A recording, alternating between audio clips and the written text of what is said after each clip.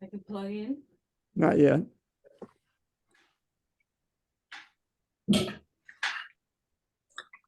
Okay, I hope you all are seeing Can I plug in? not quite. Okay, try it now. Michael, plug in. Wait. We gotta. Did you do? Yeah, good. Xi Jinping or and gang. Okay, here we go. We're going to see if we got it up on the big screen and there's only one. Okay, excellent. Now, last week we talked about the father and son, and how they had bonded with Iowan farmers. One more photo emerged from all that.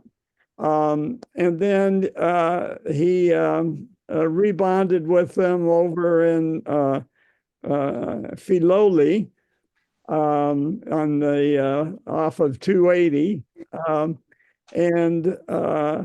So I thought we just quickly review the new developments. He's beginning to sound friendlier to America again.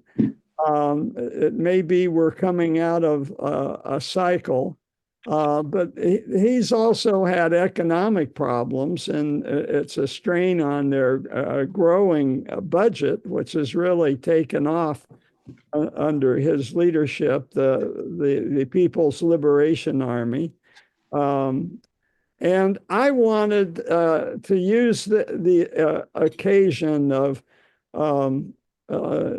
China warming up to us again, and vice versa, just to go back in history and remember how this all started in the early 70s with these two guys. And Kissinger was quite something back then. I'm bringing him up to address something that Carol and I were talking about, that the realism of this moment, where you're seeing what the possibilities of how things could develop, particularly in Ukraine, are getting more and more limited. And Kissinger has always been a realist. And all this has been a little bit in contrast to Timothy Snyder, who I think we can say is more on the idealistic side. But Kissinger kind of paid the price for getting involved in realism and having to work within constraint and making compromises.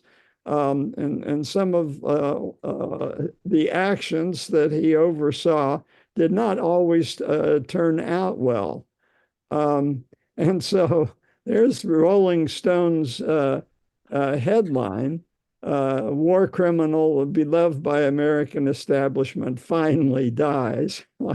And in there, they talk about his crimes of commission, which they listed as being mainly Cambodia and Chile, which we're all familiar with, and omission, which I've forgotten that he greenlighted Indonesia's aggression in East Timor, and that he also greenlighted Pakistan's bloodshed against what in that time, before it became Bangladesh, was East Pakistan. And he did that to curry favor because he was using Pakistan as a go-between in his relationship and trying to build a relationship with China. So he unleashed Pakistan's military. And so we all know he just recently died at the age of 100. but not until he visited Beijing once again in July to deliver his realist message. And he'll have some realistic things to say about Ukraine too. But let's start here. Here he is with the Communist Party's chief foreign expert that we've met and talked about in the past. And the message was, hey, you can't contain China. And he also met with somebody that we talked about before, Defense Minister Lee. And he was talking mainly about if we treat each other as adversaries, and Defense Minister Lee, you remember, had broken off military to military contacts, which is a very dangerous thing to do. Those were never broken off with the Soviet Union. And then we'll remember the Defense Minister Lee. He was the one that refused to even meet with Lloyd Austin in Singapore. We went through that whole episode and why that was, and he was mad because Trump had put him on the enemies list because he had traded for arms with Russia.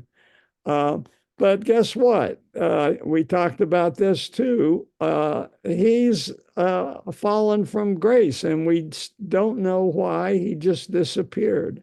And that happened to the foreign minister, not the Communist Party's foreign minister, but the bureaucratic foreign minister. He left too. So there's, indication something's going on in China, and she has come through that with a warmer attitude towards the United States. Yes, Bob.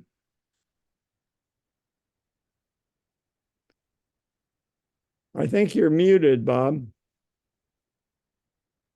Is there a Communist Party defense minister as well? I mean, they tend to run in pairs, don't they? Yeah, they have a parallel shadow government. That's the great thing about your home country, Britain. It is the party out of power has a shadow government, so they're ready to go when the time comes. Now, this is a shadow government to make sure that the bureaucrats follow the Communist Party dictum. She has a lot of titles, but General Secretary of the Communist Party is where all the power is. So yeah, you're right, Bob. I don't know who that person is. Okay. All right. There's been some talk, that we're in a new Cold War with China. No, it can't be compared to the last Cold War, but it's actually worse, and here's why. When we were in a Cold War with the Soviets, they had their economy did not participate in the international globalization, not at all. So they were what Kaplan calls a niche economy. China is full spectrum, as we know, and the point is being made actually that this is more dangerous because Germany, which was emerging as a challenge to Britain in the 1910s, they were a full spectrum like China is now, and that led to a hot war. The other complicating factor is the world is now multipolar. We've talked about the BRIC nations, Brazil, India, Russia, China, and now a few wannabes like Saudi Arabia and South Africa. So we have an interconnected world system, but it's not governance, which makes it even more dangerous. With governance, you'd have a mechanism for managing conflict. We don't have that, but nevertheless, we've got an integrated world system. It's multipolar and it's less stable. And because just for the very reason it is integrated, if it becomes unglued, the dominoes could fall pretty fast. And Kaplan makes the point that an Asian land war would be like nothing the world has seen. They were so integrated now that he estimates a depression that would result from an Asian land war would be 3 times as more catastrophic as the 1930s. So Taiwan's got to be the #1 problem. And the moment that we're in right now, where we've been facing each other in a very adversarial way, and it also we were in on the beginning of the story when the question was being asked, what does China want? Remember, we dealt with a few special issues of the economists dealing with that, diving into the history. Ramsey took us way back. And here we are in this moment, a little bit like things were after the Cuban Missile Crisis. We feel like we just missed going into a big unmanageable crisis. And now it's a wake-up call, and we've got to put up some guardrails. And that may be what was achieved when she came to San Francisco. Yes, Homer. Yes. In what sense would China's invasion of Taiwan be a land war? I mean, what's the point of calling it a land war if it's a sea war? Well, presumably South Korea would come in, and if you look at when we did the perimeter stroll around China's borders, they have borders with 14 countries. So what would India do? They've been at odds with China, and their soldiers have been killing each other within on the border within the last few years. So if the invasion of Taiwan provoked other countries to declare war on China, then we'd have a land war. But the retaking Taiwan might not be just a discrete surgical act. Well, if nobody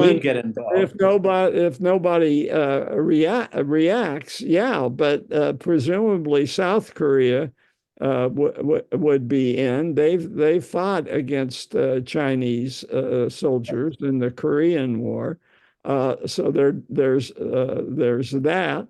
And then just looking at what India might do.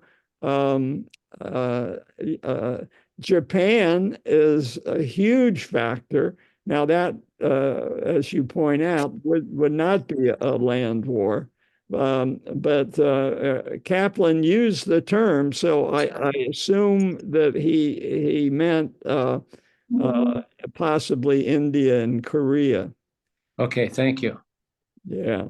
Comment. Heiko.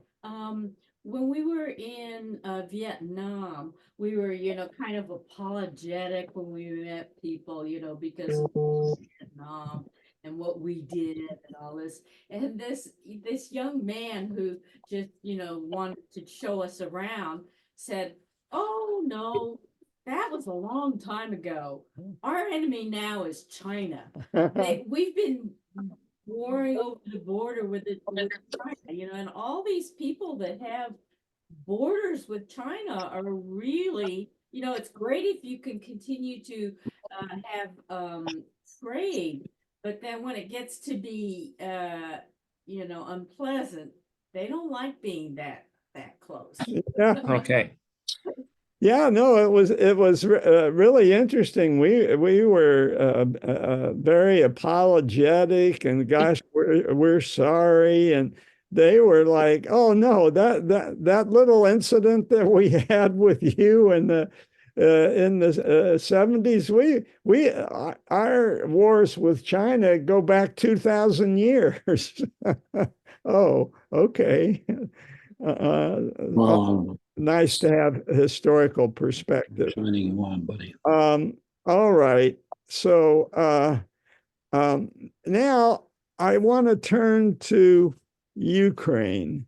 And I think this is kind of what's gotten Carol and me down in particular, and maybe Bob too. Yeah, Bob.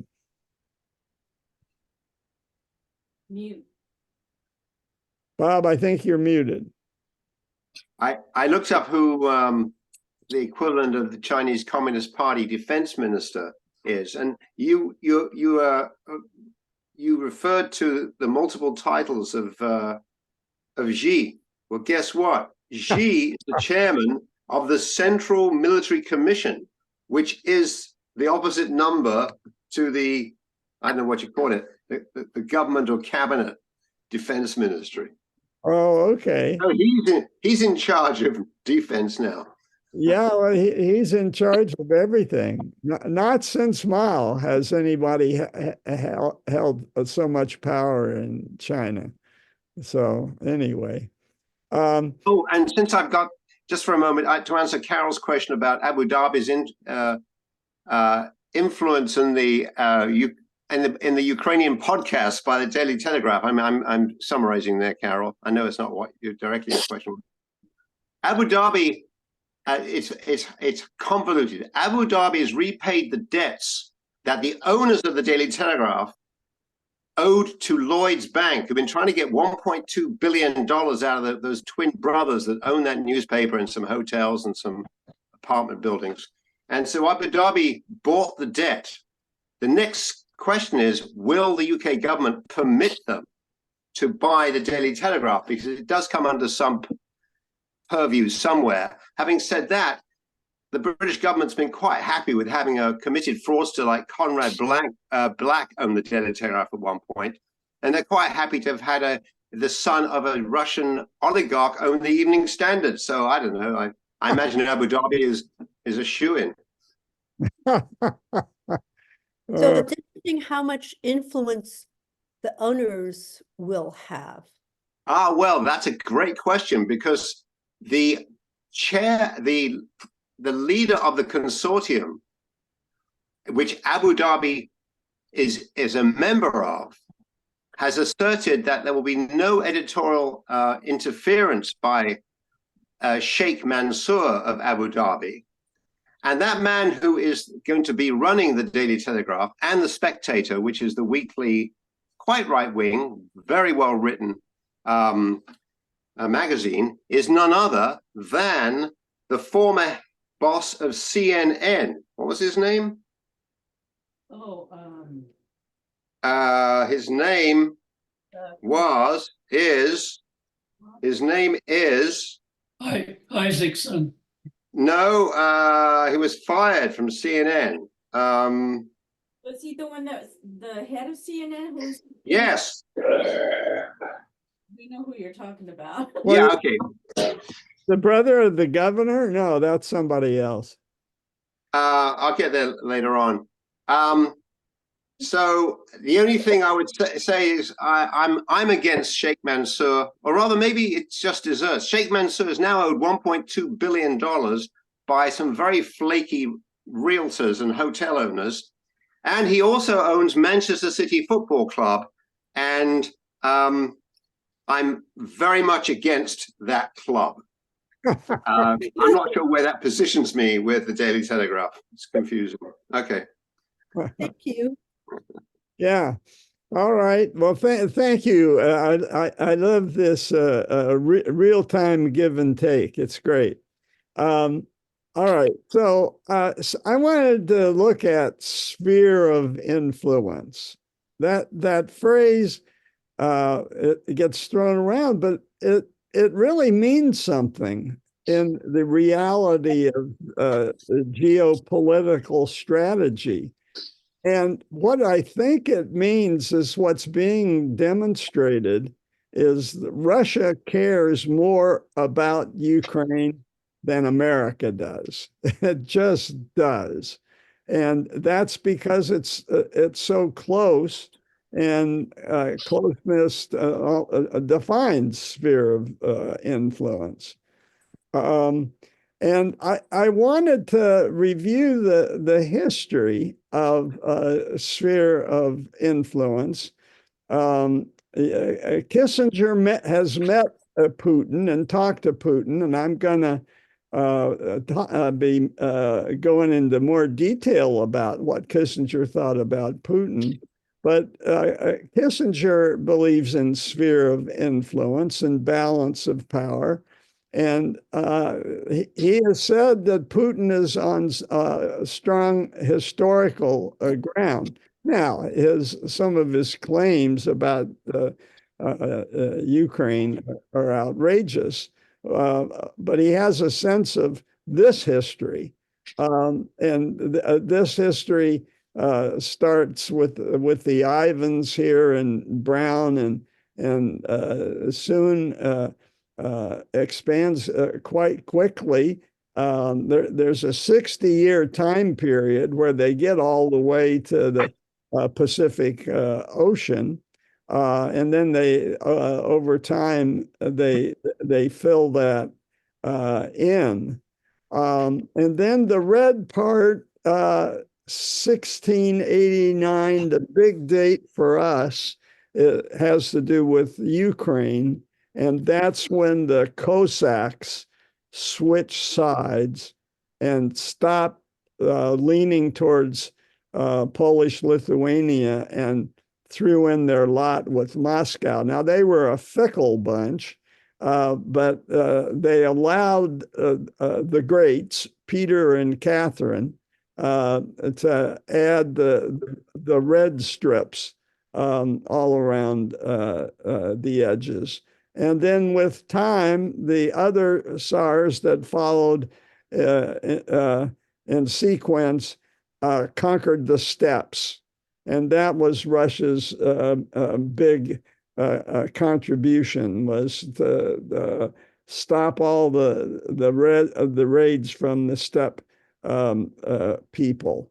And so here we were at the end of World War II on Stalin's 70th birthday. The celebrations were in Red Square. And beyond the Tsar's wildest dreams, the Soviets had expanded all the way to Dresden, all the way to East Berlin. And I mentioned Dresden because, again, Putin was a KGB agent in charge of the Dresden Bureau. And that's why he's taking all this pretty hard. But from Yalta, negotiating with Roosevelt and Churchill, the Iron Curtain went down. And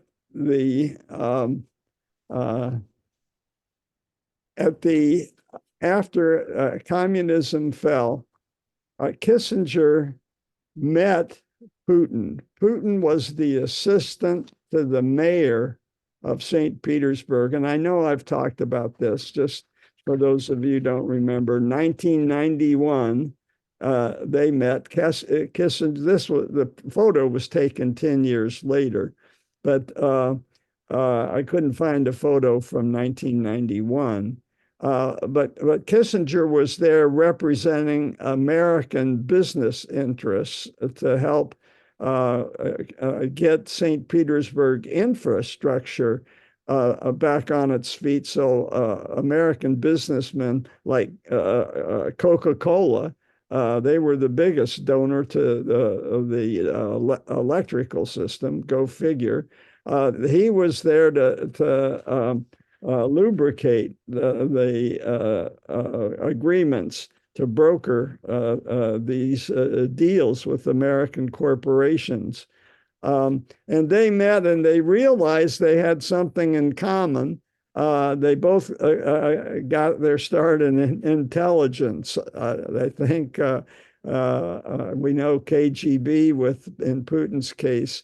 And Kissinger was an assistant in the White House in 1961 and helped look behind the scenes at what they knew was coming, the building of the Berlin Wall. So I'm just going to go over what Putin wrote in his autobiography. You don't have to read this.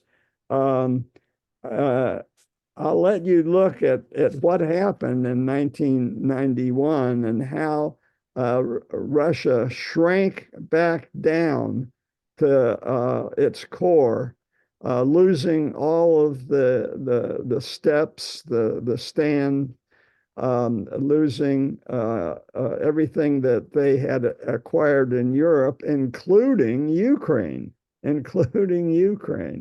which they had really in their hip pocket, you'll remember, since 1689. Putin remembers Kissinger as saying that he thought the Soviet Union should not have abandoned Eastern Europe so quickly, that Kissinger was worried at that time that the balance of power was changing too rapidly. And he was worrying about a war like we're seeing now coming about then. And he said he couldn't understand how Gorbachev did it. Why did he do it? It seemed impossible. And in the autobiography, Putin says, "This is something I could scarcely believe coming from the lips of Henry Kissinger." He goes on to say, Kissinger was right. We could have avoided a lot of problems if Gorbachev had not made such a hasty retreat. And Kissinger acknowledges that Russia has particular problems. They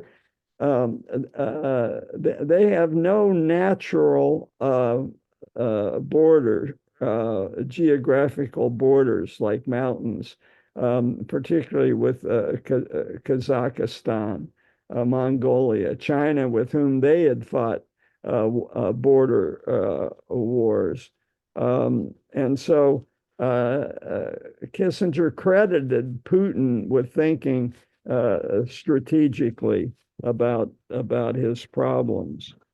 Kissinger went on to talk specifically about Ukraine, and he was a realist about Ukraine. This is actually a drawing, a schematic put up by John Mearsheimer, who conceived of Ukraine as being a border state, and that would maintain a balance of power between NATO and Russia. And Kissinger believed that was true. Even dissidents, Russian dissidents who hated the Soviet Union, believed that Ukraine shouldn't be an independent country, a lot of them, they recognized that it had been part of Russia since 1689.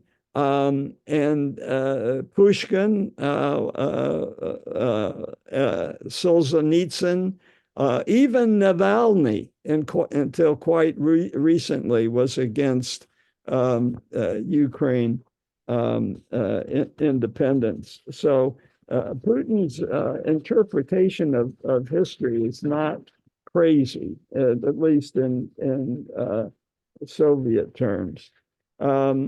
The Kissinger also put a lot of the blame on EU bureaucrats, that if they had wanted to fold in Ukraine into European economy, they could have done it quicker and better. And instead, the way it was done with the Orange Revolution in 2004, there was no compromise, and all of a sudden, Ukraine became a theater of conflict, and we see where that has led. Kissinger, of course, when he negotiated the understanding with Mao Zedong over Taiwan, there was a lot of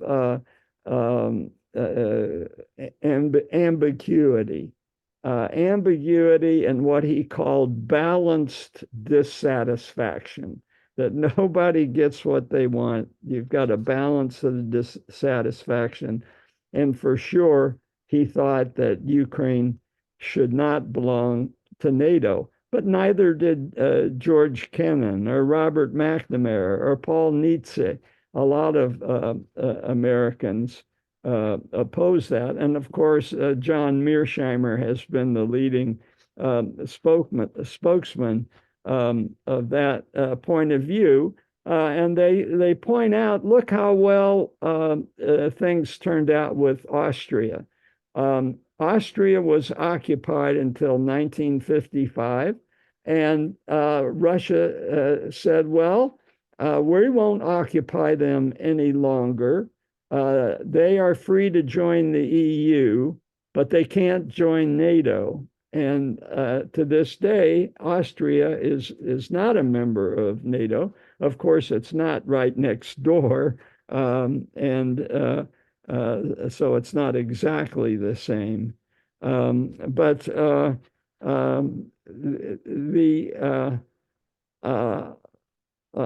direct confrontation was what should have been avoided in their minds. Now, Kissinger eventually changed his mind, and after seeing Russia's behavior, went back to on saying no to NATO, and now when he died, he was in favor of Ukraine joining NATO, so he switched. The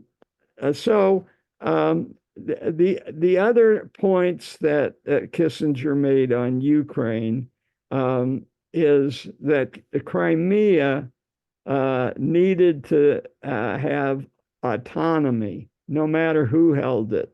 And when you look back in history, Crimea often was autonomous. When it was part of the Soviet Union, it had a degree of autonomy.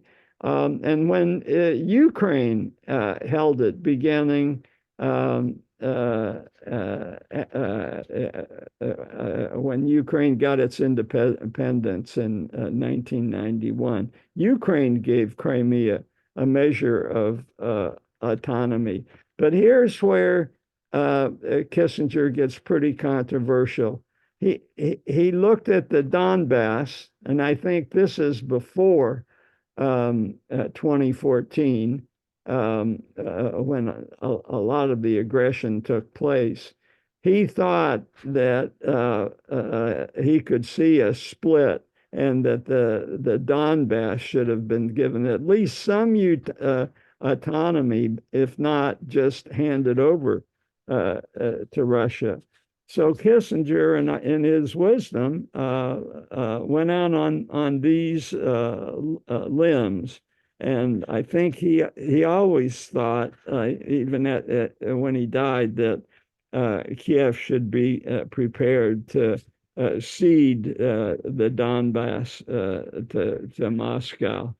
All right, so and the other thing, the other point that the realists make is be careful what you wish for.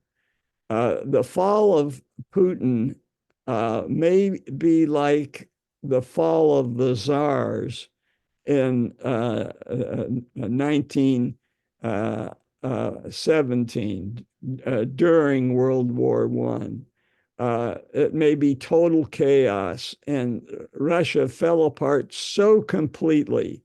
It took the communists 5 years to put it back together, but it had broke into 40 fragments roughly. So there's not political unity by any means. All right. So if you want to go back to the session that we spent contrasting Mearsheimer and Timothy Snyder, and give Timothy Snyder equal time, this is the talk that we did in August of 2022. And I'll post that in my show notes, as they say. And Snyder, this is Mearsheimer, he gave a YouTube using some of the schematics that I've already showed, and we thank Harold for that. And then Snyder had a very detailed response, and I'll also send the link to that.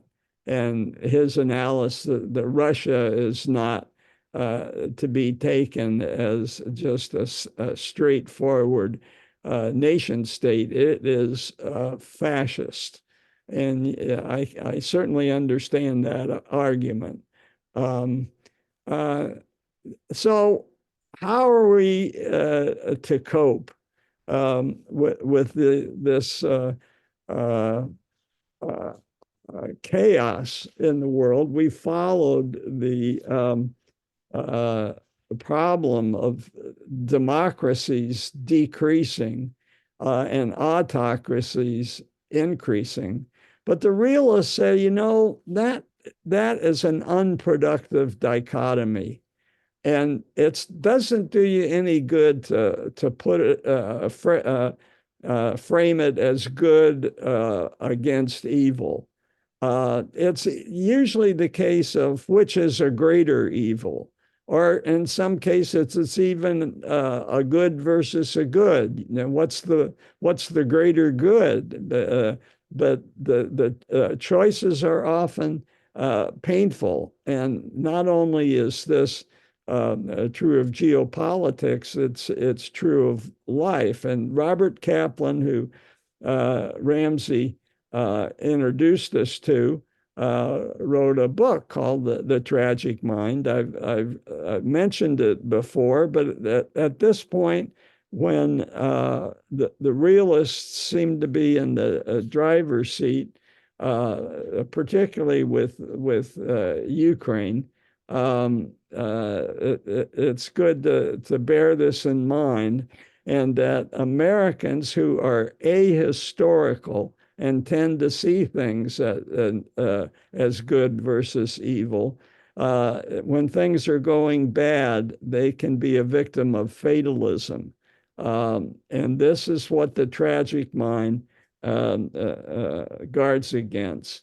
One of the best interviews I've heard was Intelligence Squared podcast with Robert Kaplan being interviewed by John Gray, who is another realist. So these are two realists really talking about the limitations of what's possible in the world and how to live with dashed expectations. An excellent, and I'll put this again in show notes. I've recommended it before, but I've listened to this just today, and it really is good.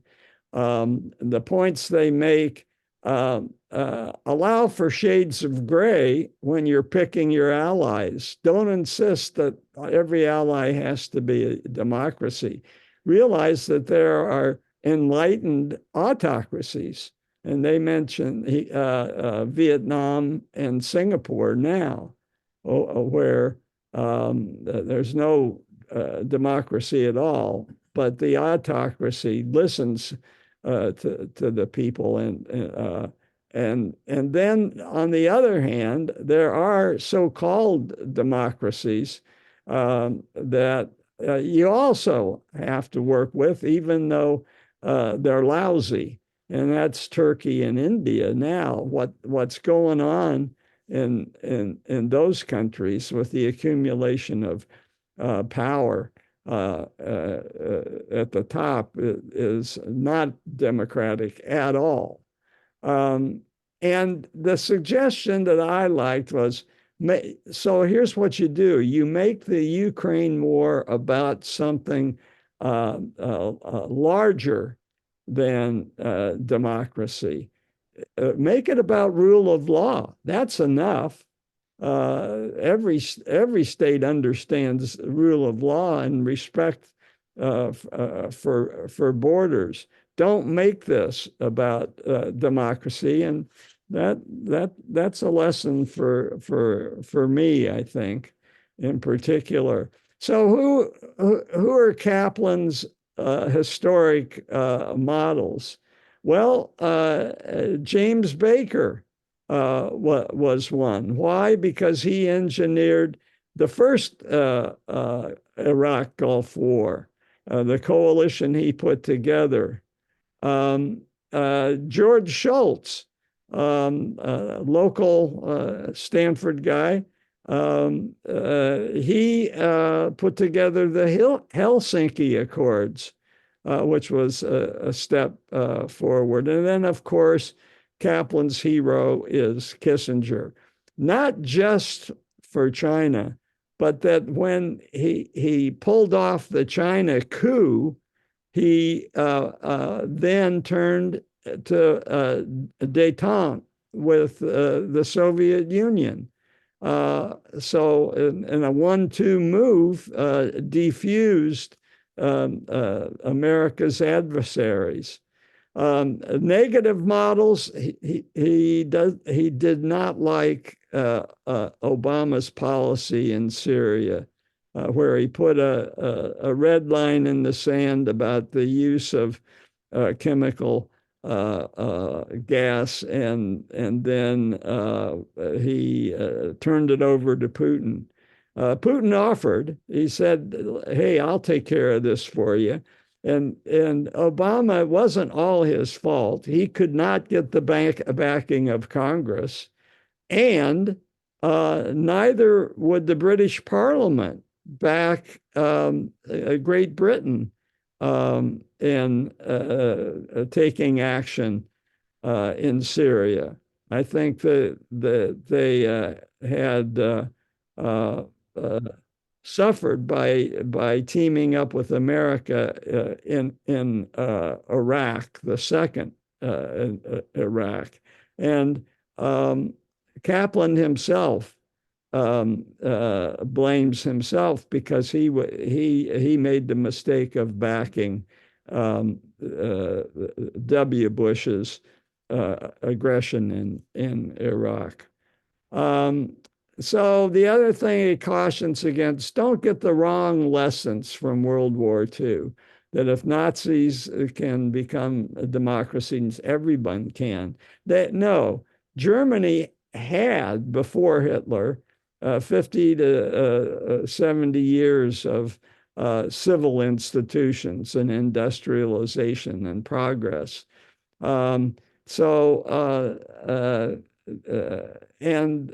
Japan, they had some experience with democracy, but it was easy to reform them because they were unconditionally occupied. What we're facing today, you can't use what happened after World War II, the wrong lessons. So you can't always get what you want, and that's what you got to live with. Kaplan's most recent book is the Loom of Time, where if you look at, he follows the history, not of the whole Silk Road, but of the segment between the Aegean Sea and Western China. So he hits all of these trouble spots and gives a very interesting, it's part analysis, but also part travel log, the people that he's met and interviewed. So I found it very entertaining, and it just refreshed the relatively recent histories that we've all lived through the prism of realism. And so he quotes Edith Hamilton. This is a book we had on our bookshelf when I grew up, and she had said to not think tragically is to rob life of its significance. Tragedy is inevitable. So we're to look to the Greeks, Carol, to help us cope with this moment. Now, there's another peak geopolitical tragedy. I haven't said much about Gaza, but Ramsey just sent out an excellent article by Roger Cohen of the New York Times, and it talks about colonization, but it also gives a good general history, if brutal history, of what's going on in Israel. This is a picture, obviously, of Gazans from the north walking to the south, just another terrible chapter. I'm not going to talk about events of the recent month, but I do want to just give a brief history of what went before it, and going all the way back to colonialism. Ramsey's made the point that the discovery of the New World was handing to the aggressive powers of Europe the tools with which to suppress other peoples under the guise of colonialism. From our point of view, wow, it was great. It enabled the Industrial Revolution, particularly in Britain, with the East India Company. But the Global South had a distinctly different experience, 5 centuries of slave trade and genocide. And you're just not going to get people together on that history very easily. That's the realism of this moment. Early Zionist settlers gladly called themselves colonists, just like in the 13 original colonies on our East Coast. that was a not necessarily bad term. Now, it wasn't good for the Native American Indians on the East Coast. But early Zionist settlers from 1881 to 1914, and here we're beginning to get into the like the places like the Pale in Ukraine that Bob's talked about.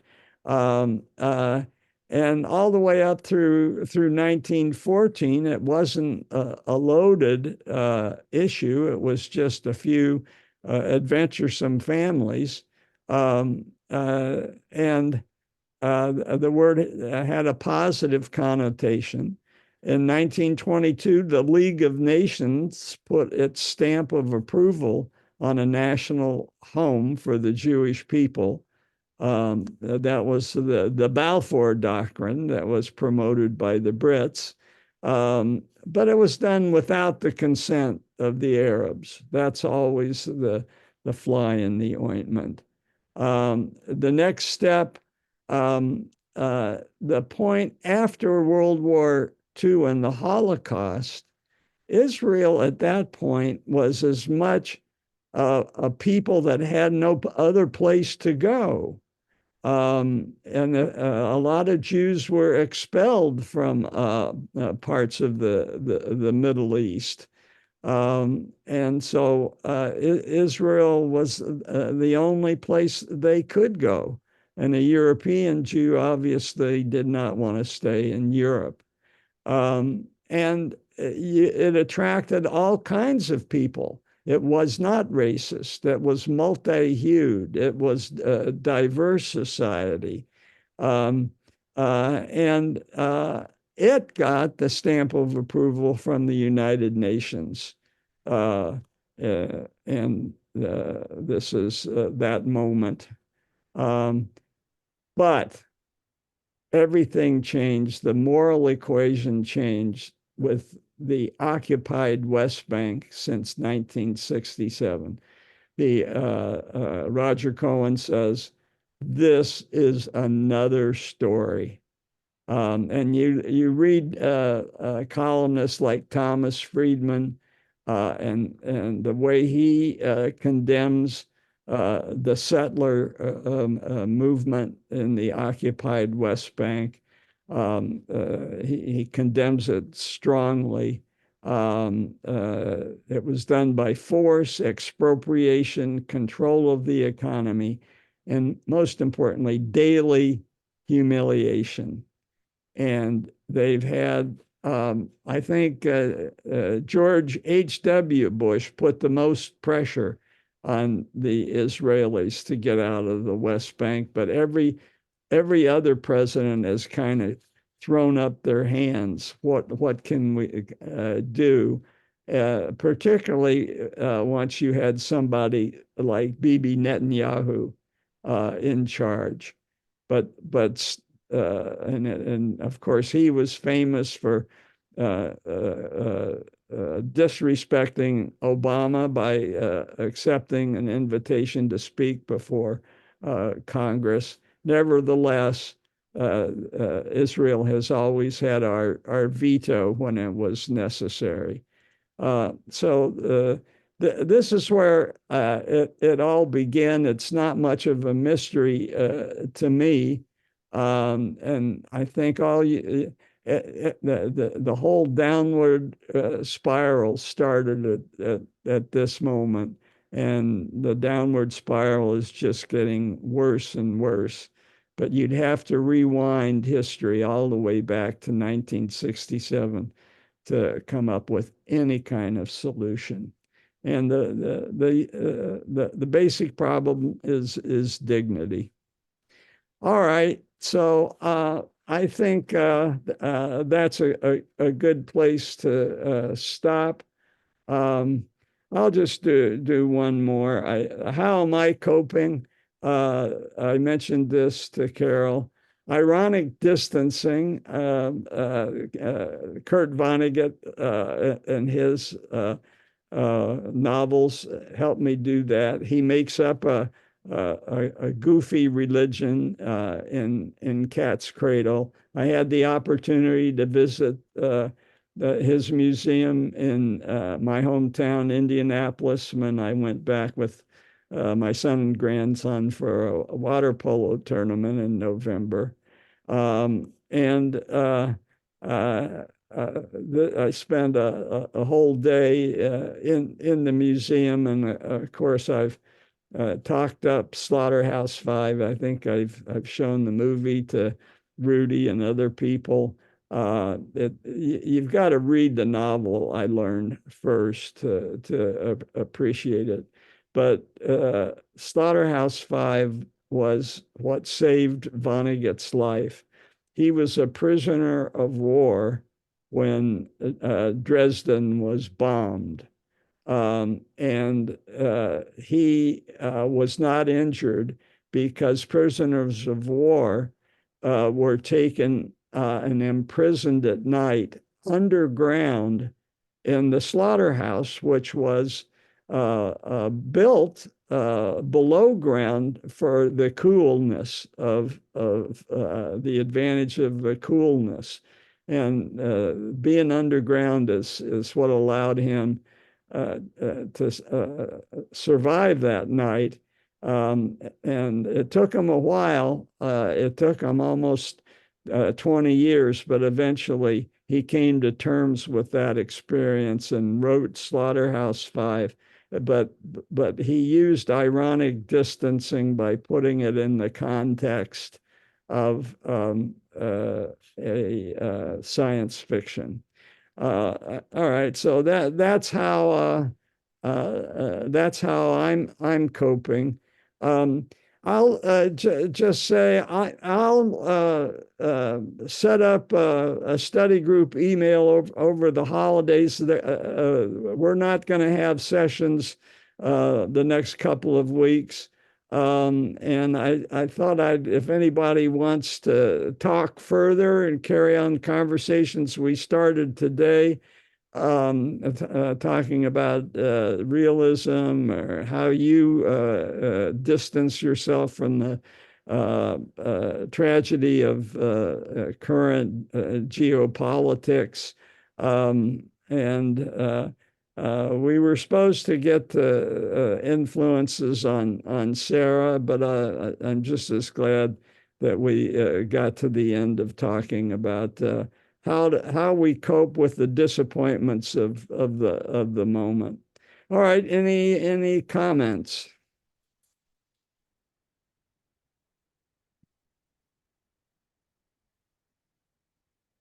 Well, I do think Yes, I go. the fog of war, I mean, the Israelis shooting the 3 prisoners who were waving a flag, that just is gonna probably make us all think twice about a lot of things.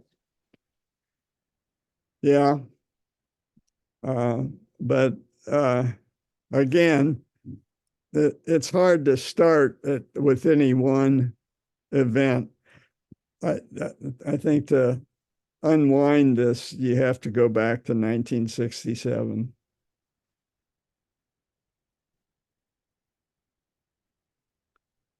All right, folks. Well, have a happy holidays, and I'll see you in the new year. Thank you, John. Thank you. Have a nice vacation. Enjoy Hawaii. All right. Thank you.